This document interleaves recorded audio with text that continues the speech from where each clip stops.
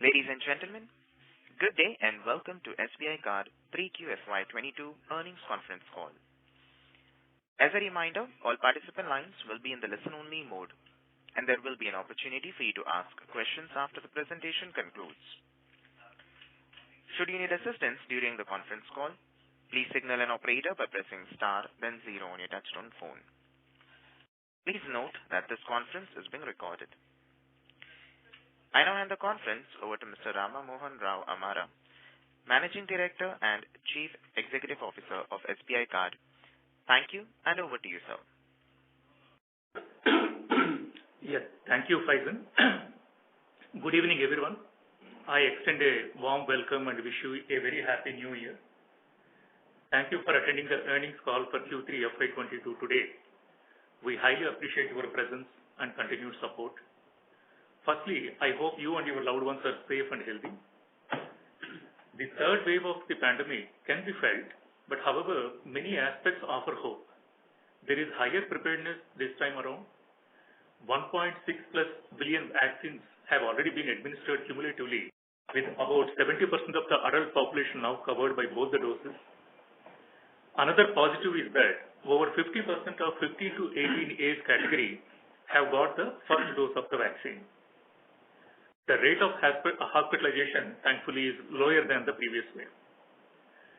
Thus, despite continued battle with the pandemic, consumer confidence and business optimism continues to be stable.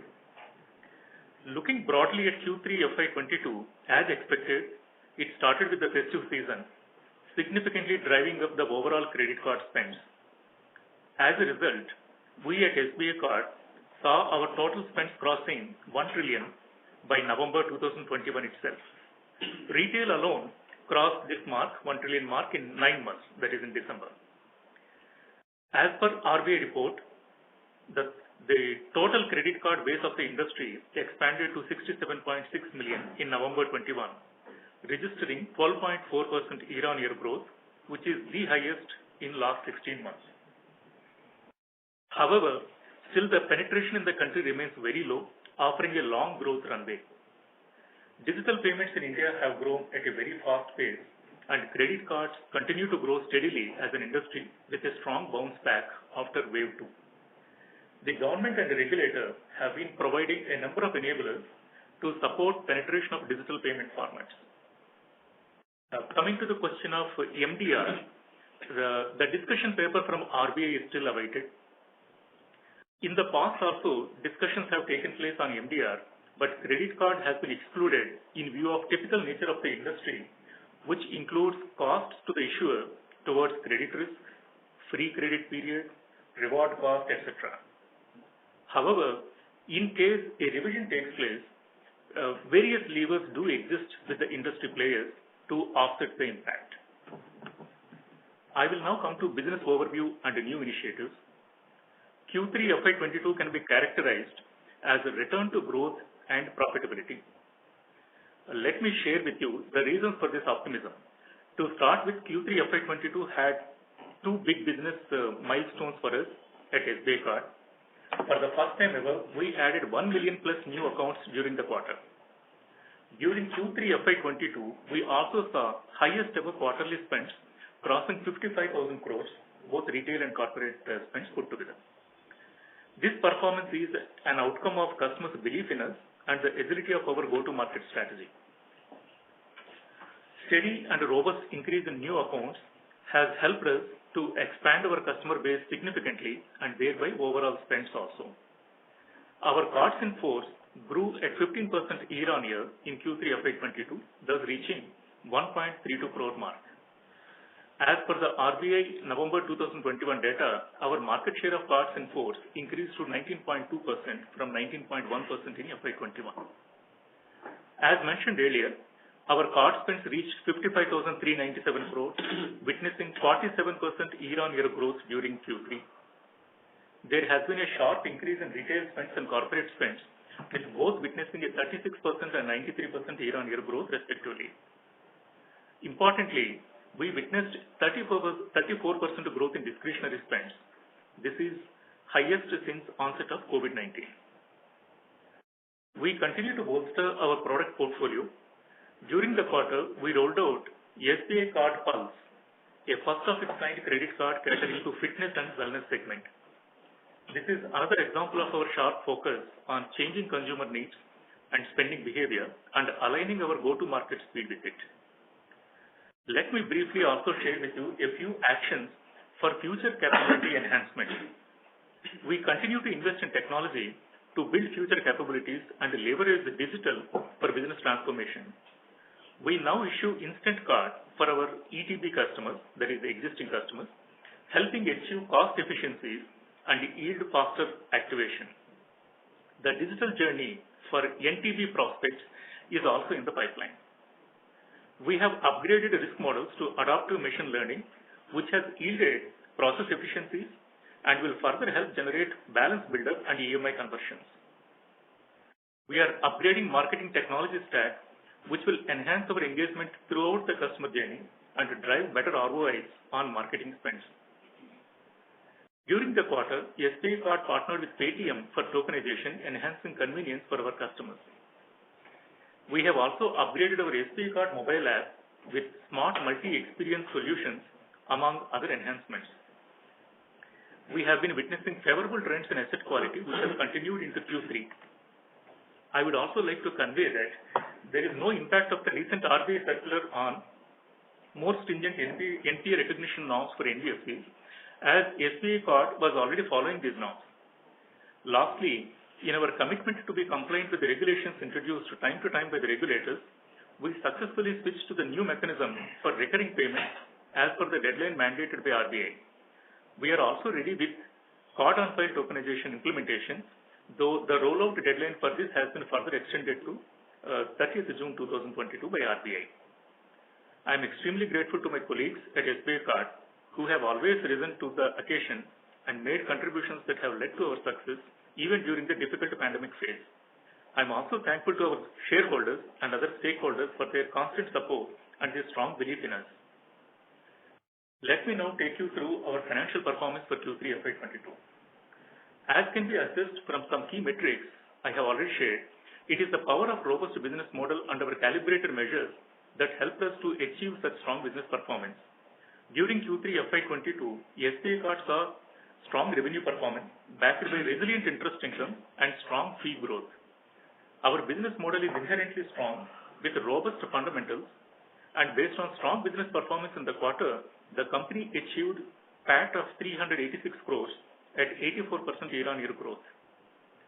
Driven by 47% growth in spends, receivables have grown by 13% year-on-year to more than 29,000 crores, further leading to total income growing at 24% year-on-year to rupees 3,140 crores. Our operating expenditure was higher by 28% year-on-year, driven by higher business volumes, festive campaigns, and our continued investment for future growth. On asset quality, our GNPA has come down to 2.4% as compared to 3.36% at Q2 FY22 and 4.51% at Q3 FY21. Net NPA for the period is at 0.83% as compared to 0.91% at Q2 FY22 and 1.6% at Q3 FY21. Overall, RBI RE book stands at 2% of the total receivables as against 4% in Q2. We have created additional overlay of 76 crores for Wave 3, and the overall management overlay to cover ourselves for future credit risks stands at 162 crores as on December 2021.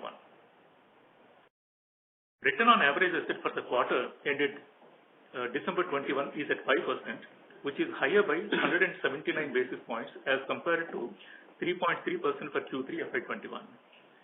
ROAE is at 21.2%, which is higher by 742 basis points as compared to 13.8% for Q3 FY21. We have delivered consistently improving business performance over the quarters, and when we see a consolidated 9-month view, the results are impressive. Our new accounts have grown by 36% year-on-year, spends by 53%, and our receivables grown by 13% to close at 29,000 crore. PAT of 1,035 crores at a growth rate of 28%, enabled by strong revenue performance and lower credit cost. Our portfolio quality has been improving. GNPA rates have come down to 2.4%, and the ECL rates excluding additional overlay at 3.4%, is very close to pre-COVID levels.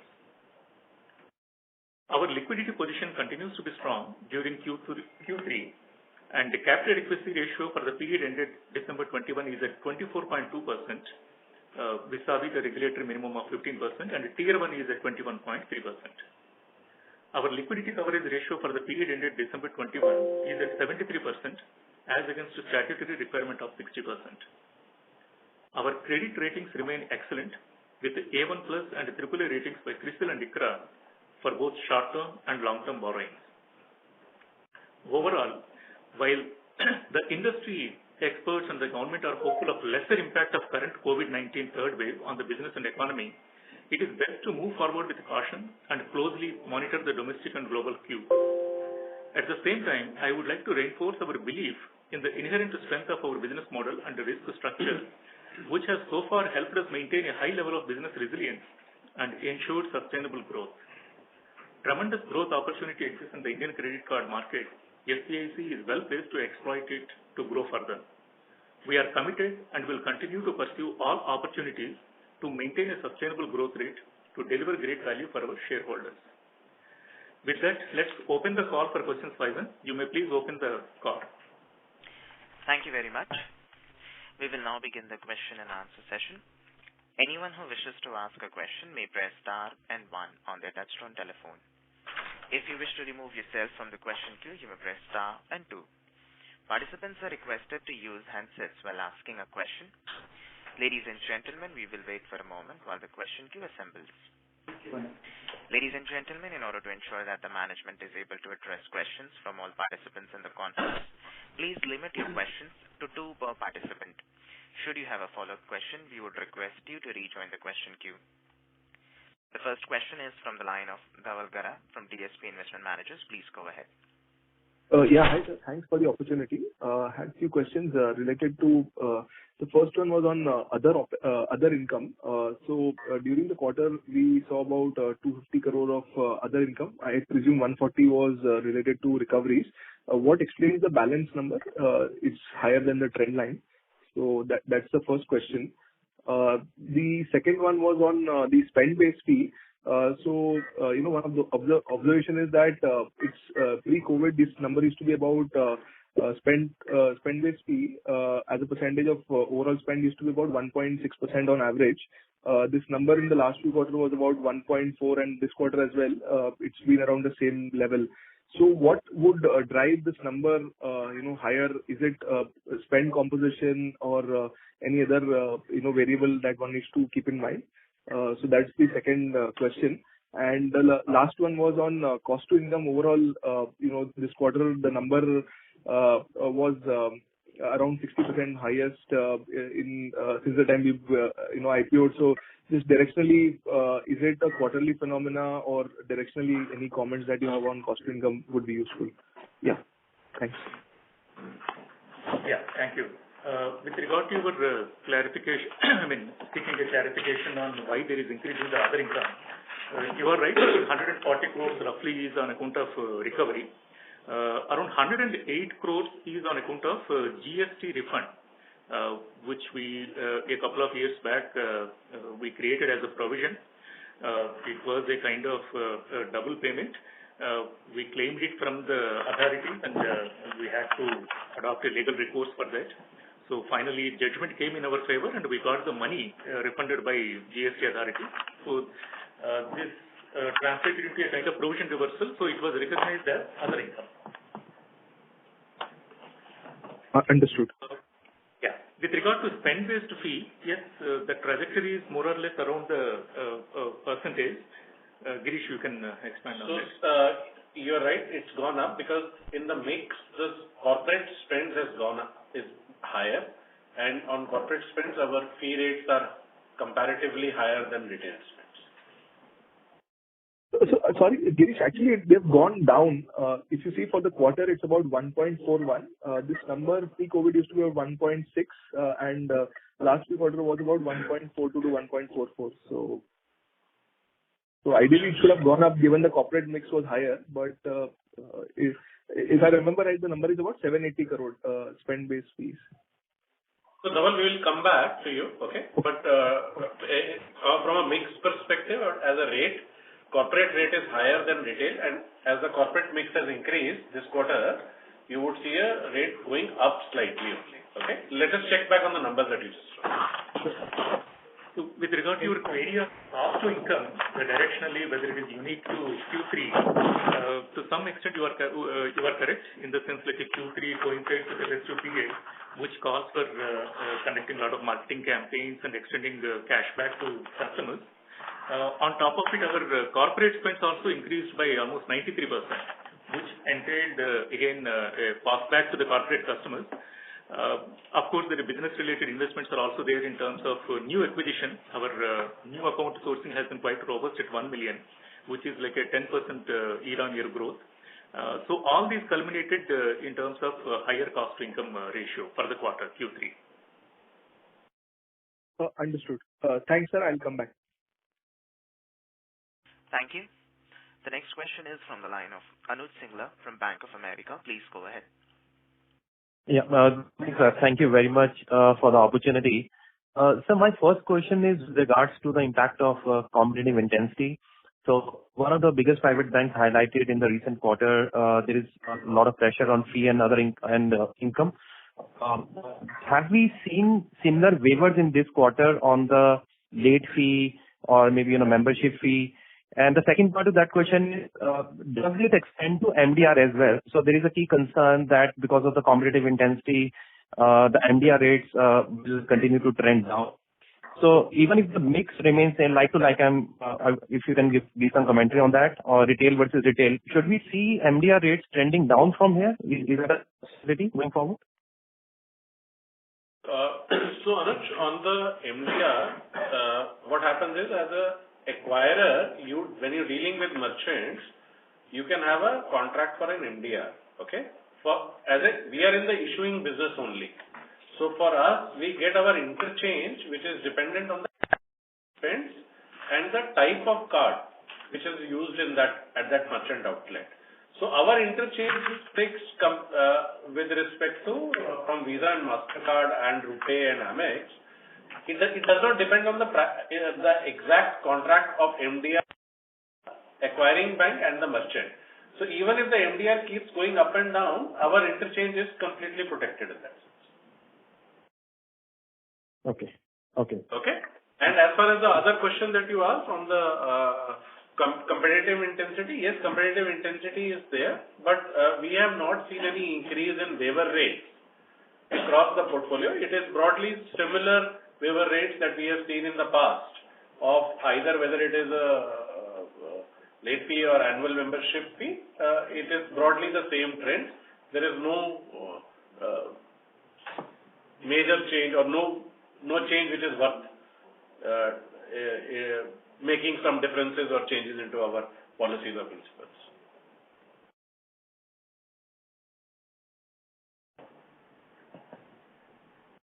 Thank you.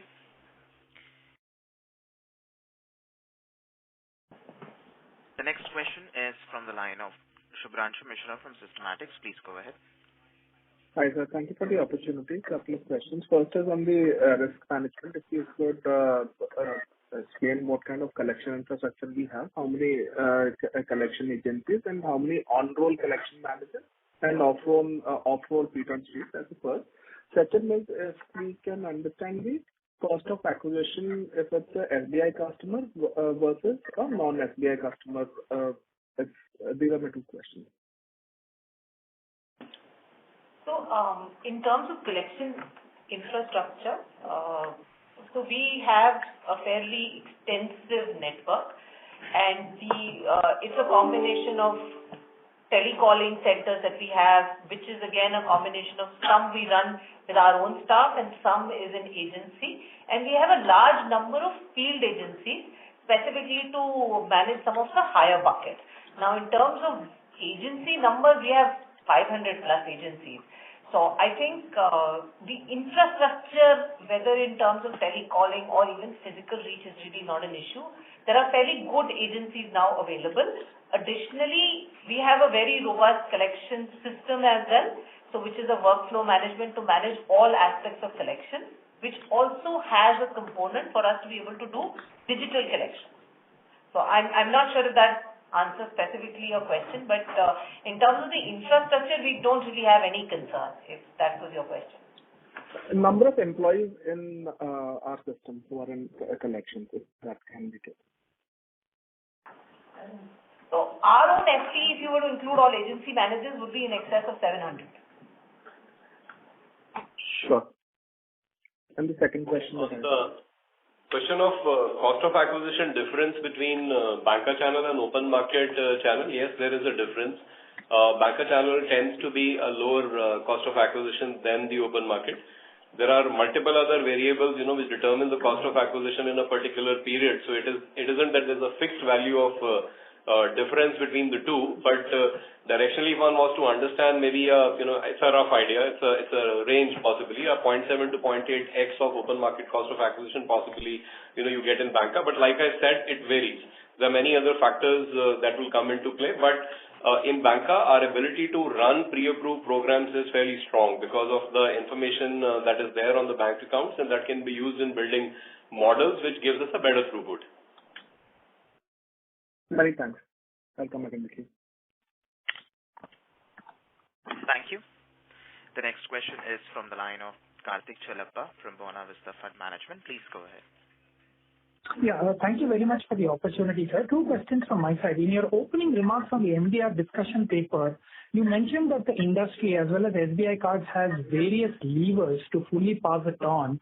Assuming that to be the case, what do you think will be the impact on industry growth rates?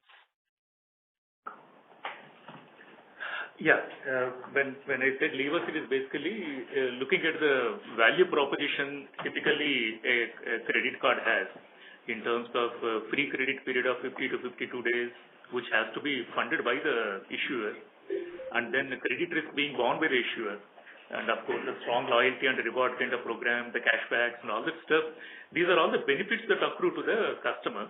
So what we were articulating is, like, if the change is very significant, then obviously that will prompt the players to look at what components can be tweaked and how much can be absorbed or how much to be passed on to the customer. This is all a kind of chance, opportunity that is there. But having said that, still we need to see the discussion paper. I believe RBI is yet to come out with the discussion paper. We don't even know the contours of the changes. In fact, we are hopeful that actually the kind of dispensation or the kind of recognition what they were giving to the credit card industry earlier, we are hopeful that they may continue with the dispensation. But nevertheless, we need to wait and watch for the discussion paper. Okay, got it. My second question, sir, is that this is the first time I think in a quarter where we have crossed 1 million in new accounts. The terms of these 1 million cards that we have issued compared to, let's say, last year, same quarter when we added about 900,000, has there been any distinction in the terms that we have issued, either in terms of the card fee or waivers or any other special schemes that we have done, or are they broadly similar? And I also noticed that this quarter, the share of Tier 2 and Tier 3 in new account sourcing is probably one of the highest in the last 6 to 7 quarters. What would explain that? See, normally, we know we always target a kind of banker and open market contributing 50%. So Q1, particularly when you look at the quarter one of the current financial year, the bankers, the share was less. But then from Q2 onwards, they have picked up and their sourcing has increased as was presented in the slide.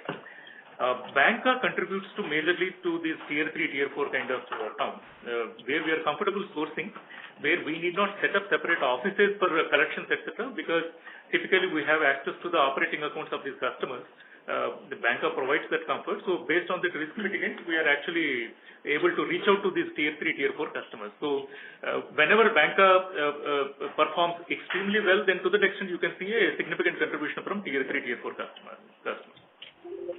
And no change in terms, right? In terms of fees or fee structure also for the new accounts. Absolutely. This is similar to any other quarter. Okay, got it. That's all from my side, sir. Thank you very much and wish the team all the very best.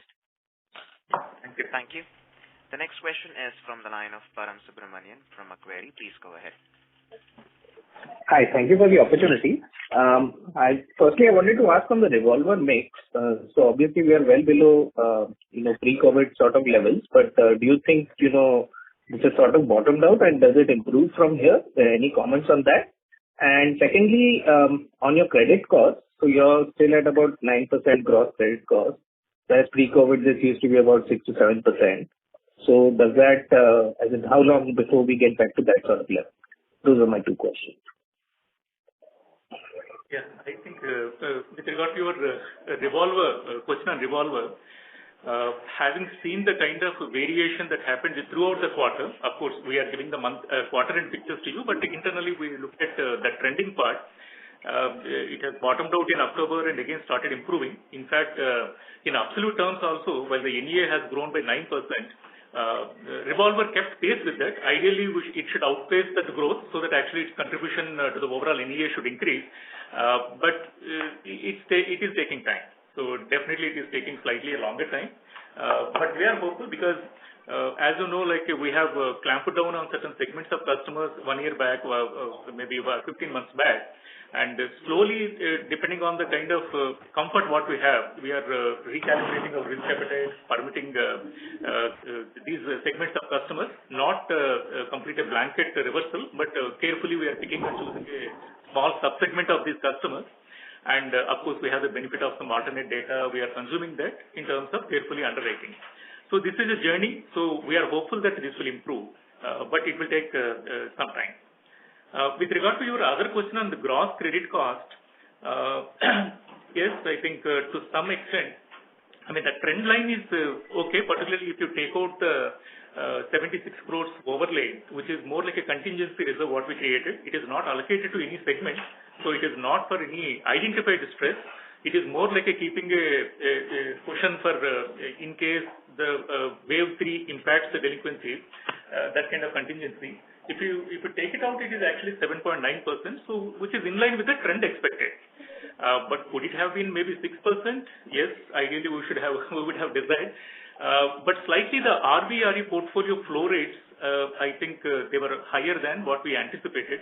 So that we had to absorb in the current quarter in terms of recognizing the stress and even accelerating some charge-offs. In fact, we disclosed in the note also that more than 200 crores we went for accelerated charge-off, with of course the corresponding provision relief.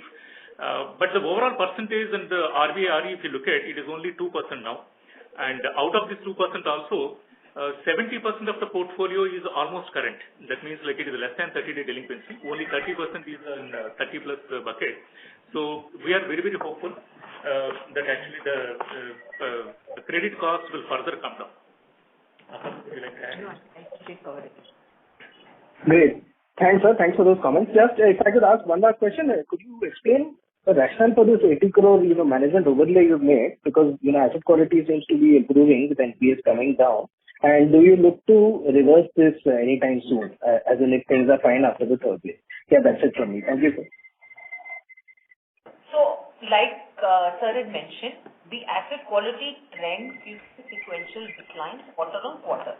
We have made a contingency provision of 76 odd crores, which is not for any identified stressed asset.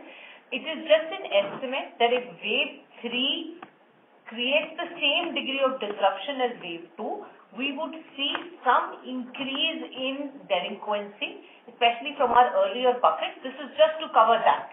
So it is purely an estimate. It's like a contingency floating provision. That is the logic of it. So we looked at our deterioration, and as you would notice, obviously in wave 2, the extent of deterioration was not as much as wave 1.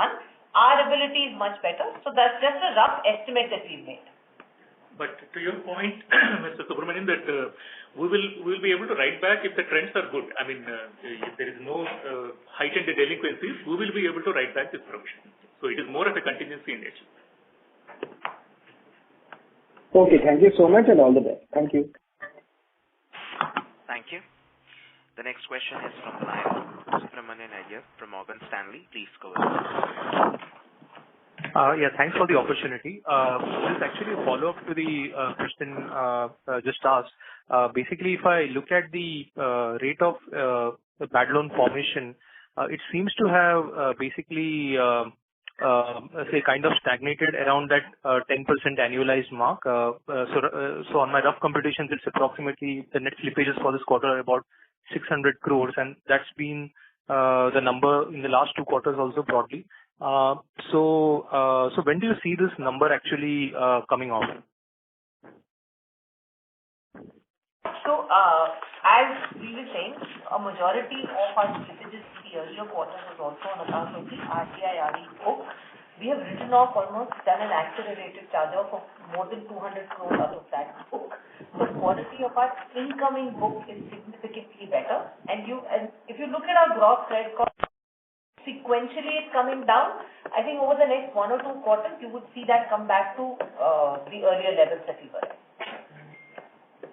Understood. And Mr. Rao mentioned that about 70% of the residual RBI RE book is less than 30 days past due.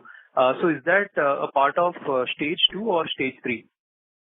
It's stage 2. Okay. Thank you. Thank you. Thank you. The next question is from the line of Amit Nanavati from Nomura. Please go ahead. Yeah, hi. Question on MDR, right? So if you can broadly give some sense on broad categories where the industry kind of enjoys higher MDR rate versus lower MDR rates, be it in terms of size of merchant, online, offline, or essential like utilities versus discretionary, just broad categories where the MDRs are much lower than the overall average MDR. That will help you. So won't be able to comment on the MDR part, but I will tell you about the interchange that we received from the networks. Typically, there are 2 ways that they cut it. First is on the discretionary spends. Typically, the interchange is higher. On the second way to look at it is on the premium products, the interchange is higher. So we get, for example, higher interchange on our Elite, Aurum, Prime, those cards. So it's because of the kind of category of card that it is. Some examples I can give you is that the interchange on, for example, categories like consumer durable, apparel, jewelry would be higher. Categories like travel agent, hotels is higher, restaurants is higher, utilities is lower, insurance payments would be lower. There is typically no interchange on some categories like fuel. So there are these different categories in which they are broken up. Essentially, the principle remains the same: discretionary, non-discretionary, premium versus non-premium. So I'll just add to what Girish said, and especially Dhaval had asked that question about reducing interchange compared to the previous period. A couple of things. One is, as Girish mentioned, that category-wise interchange is different. So what has happened is, when you're comparing to a pre-COVID period, the travel is yet to pick up, so the interchange on that is higher, and so that is yet to pick up. So that is what has impacted the interchange. While the utilities, etc., their share is higher. The second thing is the FX markup that we get on international travel. That used to be high earlier. That segment is yet to pick up, and that's what has also impacted the overall interchange. Got it. So broadly, just if in case, let's say there is an MDR rationalization and this is more ticket size focused or more essential category focused, fair to assume that the net impact for the industry would be relatively much lower because you don't retain much, or the interchanges in which way is lower there? See, won't be able to speculate on, because idea is once we see the actual changes, what RBI is or any regulator proposes. However, at this stage, I must tell you that the interchange on utilities is looked at the lower end of the spectrum. Okay, so and there the ticket sizes are also lower. Average ticket size on a credit card, varies between 3,500 to 4,500, depending on the card type and other things. And in those categories are primarily large ticket size categories are consumer durables, jewelry, which are in any case, as I mentioned, higher interchange categories. Lower the utility bills, telephone bills, those are the categories which are lower ticket size, and there the interchange is already at a lower end. Thank you, Mr. Nanavati. May we request that you return to the question queue for follow-up questions? Thank you. The next question is from the line of Prakhar Agarwal from Edelweiss. Please go ahead. Yeah, hi sir. Three sets of questions. To start with, when I look at your 30-day spend active rate, that number has supposedly gone up to around 52%. What would you attribute this to, and do you see this happening for the industry as well, or probably for us it's relatively on the higher? So 30-day spend active rate at 52% is good. We have seen that it is higher than the industry. That is what we get from Visa and MasterCard. There are primarily two reasons for it. The first is that it was a festival period, as we have also invested into getting the customers to spend. A lot of offers have gone to the market, so that typically encourages a lot of these customers. We have seen that once customers start using the card, even if they will not use the card every month, but they start getting used to it, and you see a much higher rate if I take a 90-day average kind of stuff. So, but the customer starts getting into a habit of using the card and paying for the thing. So that is one reason. Our active rates are higher than the industry, and one other major reason for that is that we charge a fee for most of our cards at the point of sourcing, even though we will give the customer the same value back once he pays us the fee, but not selling free for life cards is also another major contributor to having an active portfolio. Perfect. And any indication as to what industry would be working with? So 52% corresponding to us for industry, any ballpark? Visa and MasterCard have always told us that we are higher than the industry average by close 5 to 6%. Perfect. Secondly, would this sort of trend that we probably are seeing, at least on a spend active rate, do you see that over a period of time that percolating into higher receivable mix or in terms of higher revolver mix? Do you see that happening or too early to draw a trend over there? So for a higher revolver mix, there are multiple things have to come together to happen that. One is, yes, you are right. Spend is the first important contributor, because if the customer does not spend, then revolving will not happen. Second thing is also about customer's ability to pay, customer, how he is looking at that stage, the utilization on the card. There are multiple levers basis which customer decides to revolve or not to revolve. Just give us a minute.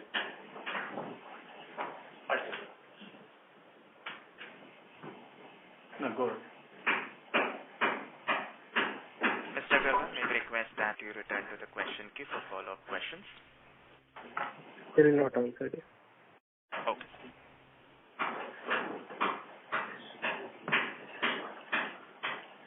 Okay. Can you hear me? Hello? Yeah, we can hear you, sir. Okay. So, as I was saying, so there are multiple such things, and these days what is also happening is that we are seeing that a lot of customers are getting using their new spend and converting that into the installment lending products. So if you look at it, and as was being mentioned earlier in the opening remarks, the good part is that our rate of revolver increase in absolute terms, revolver asset increase, was similar to the overall asset increase, which is very good. So that's it, and this is the trend which we have seen after October, because if you look at month on month, October actually went down, and it is a recovery in November, December that it is looking like that. While the interest on installment lending products is increasing. So as more discretionary spends have come in, high ticket size spends have come in, we have seen more EMI conversion. So that rate has been much higher than the overall asset increase rate. So it's a good combination. It will settle at some level 27% is not the level. It's obviously it's going to go up as the things remain normalized. What level it settles, we will have to see. The second part is we also believe that the terms in lending products, term asset, that will also increase further. So there are two levels which are playing there, not only one. Okay. Just last bit on this on this one. Sorry to interrupt you, Mr. Agarwal. May we request that you return to the question queue for follow-up questions. Sure, I'll do. Thank you. The next question is from the line of Ajit Kumar from Ambit Capital. Please go ahead. Thank you for this opportunity, sir. Just one question. Your cost of fund has declined on Q&Q basis this quarter, and this decline in cost of funds has come after increase in last quarter. So any qualitative comment there on this trend? Plus, why has the cost of fund come down despite increase in bonding, as your borrowings have increased substantially in this quarter? And what can be the trajectory going forward as far as cost of fund is concerned? That's it. So, see, our cost of funds in the last quarter was mainly because of the quarter-end averages of receivables. That's why it got impacted and it showed a little bit higher.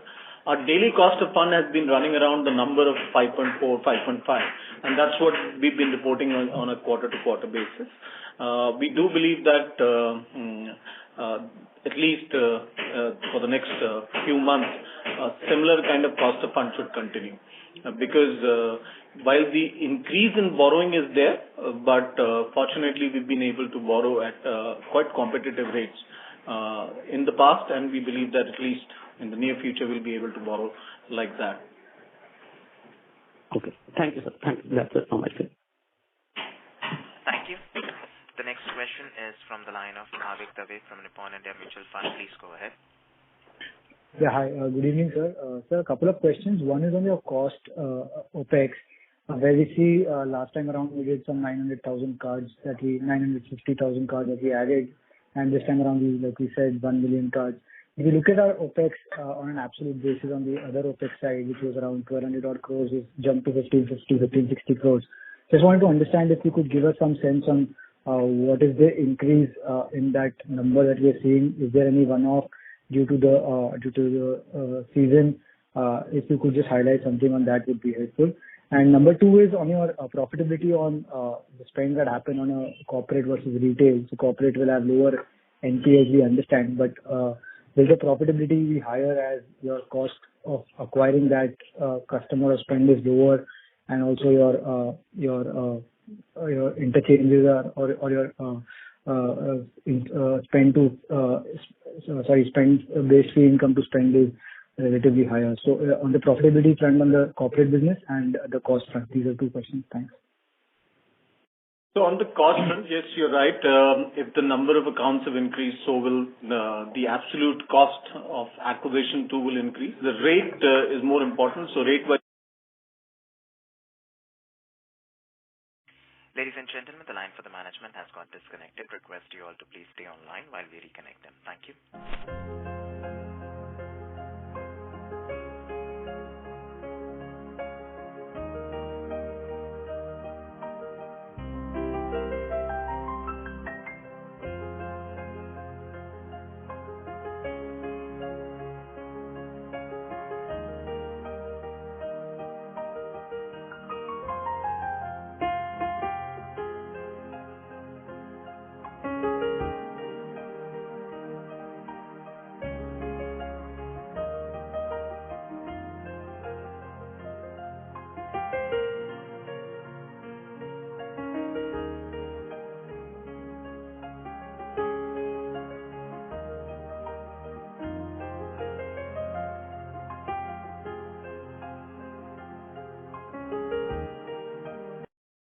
Ladies and gentlemen, thank you for patiently waiting. The line for the management is reconnected. Thank you, and over to you.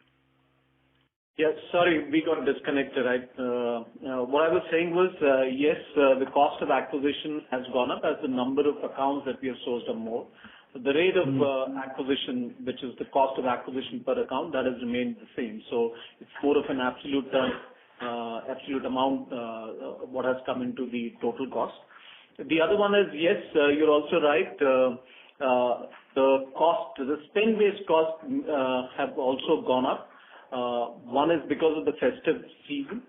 That is there. So you must have seen there were cashbacks being offered, etc. So that has come. The other thing that we see is as the spends are rising consistently, and we are also seeing that the customers are using the cards regularly, the reward point cost and the redemption of reward points is also coming back. So that we consider as a good cost. That shows the engagement of customer is there. They're regularly using the card. They are utilizing the benefit associated with the card. So that is also there. The third thing is as the corporate spends rise,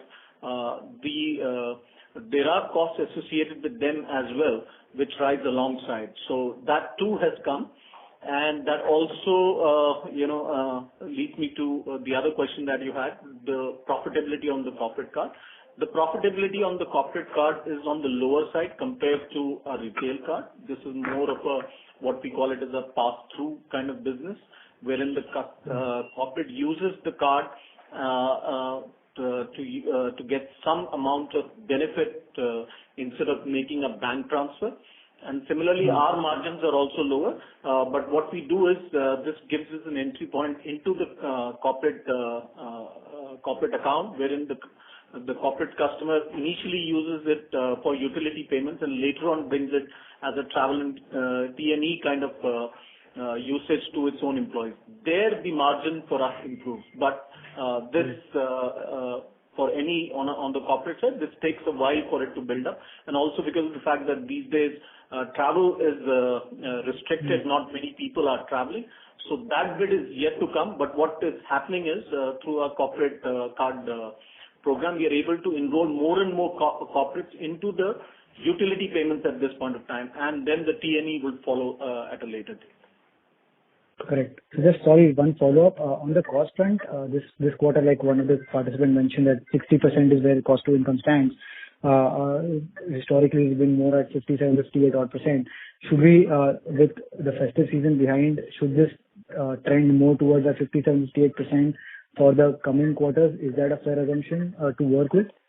So I will not give a specific number, but in festive season, you look at our previous, years numbers as well. Every time during the festive season, the cost to income goes up because there are lots of cashback offers, etc. made. This will come down in the coming quarters. Sure, understood. Okay, thank you. Thank you. Ladies and gentlemen, please limit your questions to one per participant. Should you have a follow-up question, we would request you to rejoin the question queue. The next question is from the line of Harshvardhan Agarwal from IDFC AMC. Please go ahead. Hi, sir. Thanks for the opportunity. So just wanted to understand the total write-offs that you have done during the quarter. Can you repeat? Total write-offs? Yeah, write-offs. 800.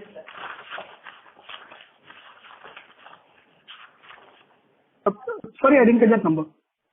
It's 812. This includes accelerated write-off of 226 crores, against which we had a corresponding provision release.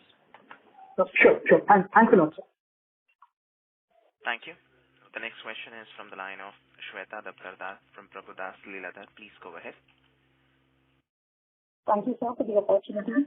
Your EMI mix as a percentage of overall receivables has already converged to 33% share, and you have envisaged 1/3 mix for each and every component.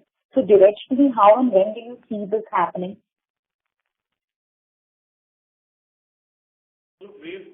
See, directionally, the way that we look at it is that RVA RE should come close to, it's almost close to nil at this point of time. So it's 2% is left only. It started with 9%, so in few quarters it's come to almost close to zero. And we, as was mentioned earlier, 70% of it is current, so it should continue to come down as we go into it because nothing is getting added to it. Our term balances are already at close to 34% or 33-34%. So that should continue. As I was mentioning, there is a consumer behavior positive in that direction. Even though there are these balances are the term for these balances is lower because and there is a pay down which happens on these balances quite quickly. However, a lot of new demand is there, and we have seen a very strong demand in this. For example, in this festival season also, leading to an asset increase in this term portfolio, that should go up. We also believe that our revolver, as was being mentioned earlier, at this point of time, it is pacing at almost at the same rate as our overall asset increase, so it remains stable. However, in the month of October, it had come down, and then in November and December, because of the spends in October and November, we have added in absolute amount to the revolver, and it's now at 27. We expect it to go up. By when and how much, we'll have to see, but it does take 2, 3, 4 quarters for these new spends to start stabilizing and getting into the asset builder as a customer. The transacting assets, which is today at 30, will come down given that the above 3, I have already given the expected direction. Sure. I'll come back in the queue for the next question. Thank you. Thank you. The next question is from the line of Akriti Kakkar from Goldman Sachs. Please go ahead. Hi, good evening, sir. So I have one question on the competition front. So there have been announcements about other banks getting into various partnerships, mainly with fintech, to issue cards. What is your strategy on this front? About partnerships. Can you just repeat the question? The voice is not clear. Yeah, sorry. Is it better now? Yeah. Yes. So there have been a lot of announcements about other traditional banks, other credit card issuers getting into partnership with fintechs to issue credit cards. And we have been seeing an uptick in the traction on that front.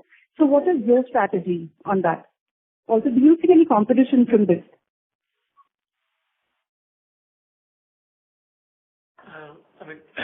We don't know. We can't comment on their strategy, whether a new NBFC or a new bank which was not into credit card play, but suddenly having a tie-up with fintech, etc., for issuing the credit cards, whether they fully understand the ramifications and whether it is a scalable model or not, we don't know. But we continue to have partnerships. We have a lot of banks with whom we have partnered. We have issued co-branded cards, etc., where the transparency is there and the scalability is proven. And of course, the entire risk is on our side. Only the marketing part is only done by the entity and the bank. I think this impending the digital lending kind of discussion paper that was there, and if it takes some shape by way of some circular, etc., then more clarity will be there. People will understand what is the additional compliances they will have to do. So that may change the game slightly. Right. I have one more question, if I may. It is a little open-ended, but would be great if you can give us some direction in terms of how you're thinking about the business. So if faced the choice between growth and profitability, what would be your choice? Which is the more important matrix for you? Growth or profitability? I think we, as a large player and as a regulated entity also, we don't have the choice of only picking one. So I think we have to marry both. So that way the philosophy at SBI Card has always been like a sustainable growth, not one pursuing one at the cost of other. So for that purpose, obviously it requires a lot of effort in terms of identifying the customer segment very, very clearly, engaging with them, offering the right product, offering the right value proposition to them so that they will continue to engage with us. But the strategy is always like a sustainable growth.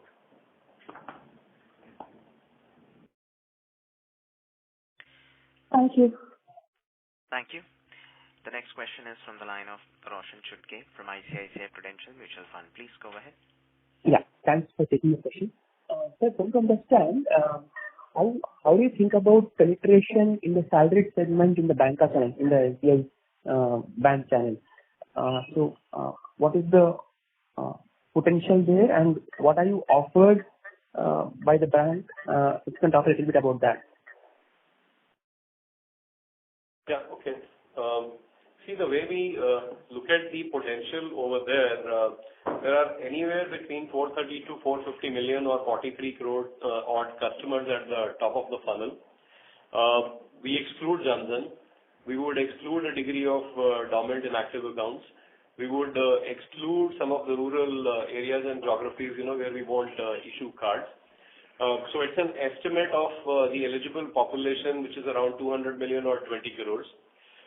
Within that, we have issued about 6 million cards at this point of time, which means the balance remains an opportunity, both from the asset customers of SBI and the liability customers of SBI, and then also the partner banks where these arrangements exist. So that is a huge potential in terms of issuing cards. And to preempt the question saying then a lot of cards can be issued in a short period of time, the answer would have been yes, but for the fact that they need to be profitable, they need to be spending on the card, and accordingly they need to be picked up prudently, and they are picked up in different phases or programs so that we can continue to monitor these metrics which determine how this program needs to move forward. And so we run this program called Shikhar in multiple waves, and we booked a large number of cards under this particular program. So that is where the total potential is and the current penetration, and there's a lot that more can be penetrated over there, and that program will continue to evolve with more digitization being brought in. That's all from my side. Thank you. The next question is from the line of Deepak Gupta from Reliance Nippon Life Insurance. Please go ahead. Hi, good evening. Thank you for taking my question. Just wanted to understand on stage 2 asset quality, while it has improved quarter on quarter, it still remains on an elevated level. If you could give us some qualitative aspects on the stage 2 loans and what are thoughts of how that will play out in the next 2 quarters. Thank you. So if you look at like we mentioned earlier, the asset quality, if you were to look at even at a total gross credit cost basis, you see an improving trend. Okay, quarter on quarter you're seeing an improvement. The other thing that we said, a large part of our stress pool has been either written off or has run off. The big RBI RE pool that we were talking about, at its peak it was close to 9%. We are now sitting at just 2% of the book being of RBI RE. Otherwise, also in terms of the distribution of stage 2, even quarter on quarter, the total number has come down from 11.2% down to 9.4%. So you have to look at it in terms of 2 or 3 metrics. Okay. Overall, if you look at our asset growth from last quarter to this quarter, it's gone up by almost 3,000 crores, and majority of the increase is now sitting in stage 1. Even stage 2 has dropped it. So incrementally, whatever business we are booking and the new NEA that we are building up is sitting in stage 1. So that's the reason why you see that the credit cost has started to come down. And the trend will continue. Sure, I hear you. Thank you so much. Thank you. The next question is from the line of Gaurav Kochar from Mirae Asset. Please go ahead. Yeah, hi, good evening. Thanks for taking my question. Just, extension to the question asked earlier on revolvers. Currently, the revolver book is around 27%, whereas if I look at earlier, it used to be 3-4 percentage point higher. So just wanted your thoughts around, and given that you've been saying that incrementally the quality of the book is better, where do you see the revolvers trending over the next 1 year? And just as a rough cut sort of estimate, for every 1% increase in revolver rate, what is the net impact on ROA over the years? I mean, you can take some historical sort of maybe steady state pre-COVID years. What was the contribution of that additional 1% at a net level on the ROA, if anything you can qualitatively?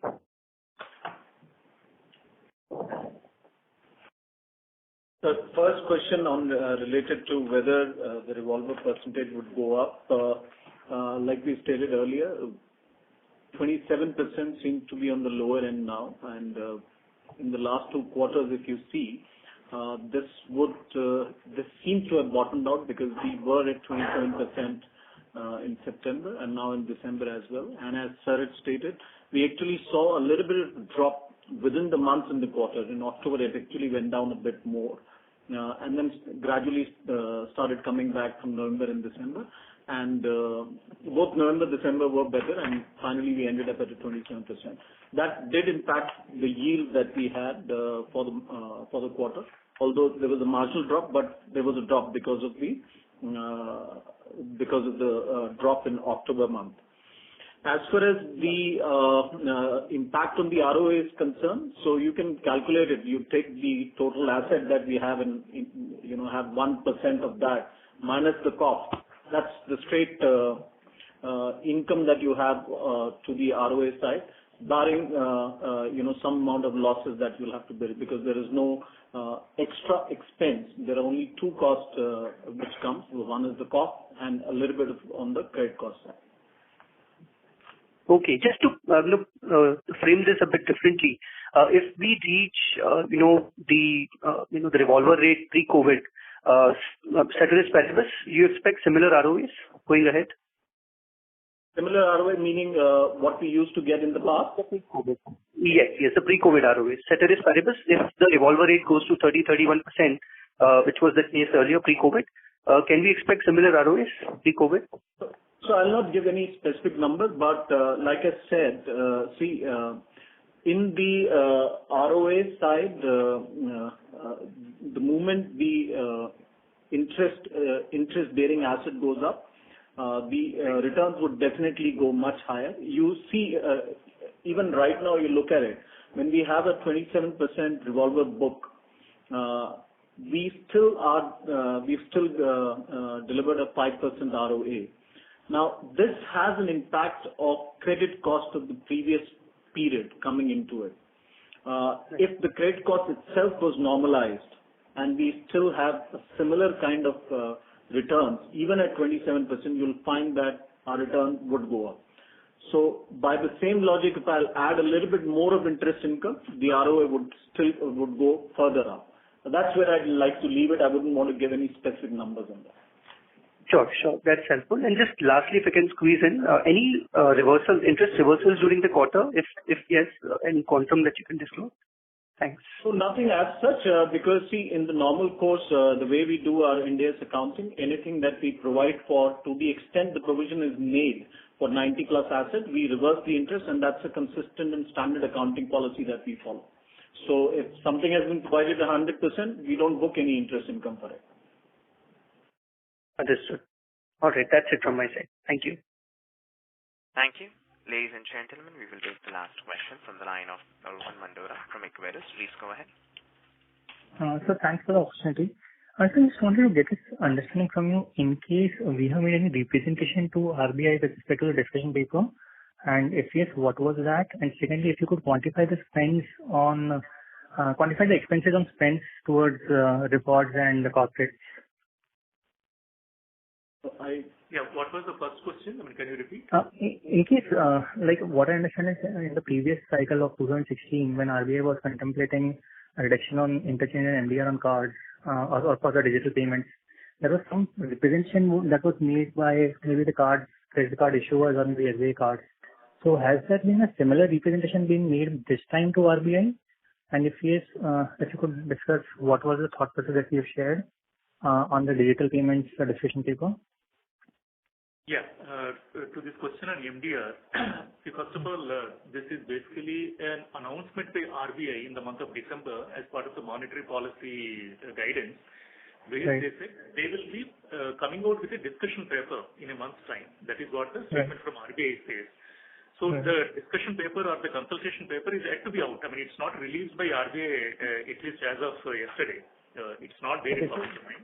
But the moment that we read, so any input from our side, if it will go after the decision paper is out, would that be a fair way to look at it?